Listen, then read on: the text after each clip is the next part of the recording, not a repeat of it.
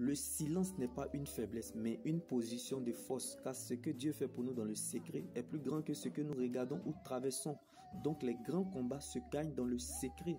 L'action de Dieu sera votre réaction. Le silence de Dieu attire le silence de l'homme. Donc c'est dans le calme et la confiance que sera votre force. Et c'est dans la tranquillité et le repos que viendra votre salut. Donc le silence de Dieu n'est pas un oubli ni une malédiction. Le retard de l'Éternel vaut mieux que son absence. Ce n'est pas parce que Dieu est silencieux qu'il est absent. Ce n'est pas parce que Dieu ne te regarde pas qu'il ne te voit pas. Ce n'est pas parce que Dieu ne t'écoute pas qu'il ne t'entend pas. Car la foi vient de ce que l'on entend. Et ce que l'on entend vient de la parole de Dieu. La seule tête solide sur laquelle nous pouvons nous tenir. Elle finit toujours par remettre chacun dans le couloir de sa destinée. Parfois, nous n'avons aucune idée de l'endroit où la parole de Dieu nous mène.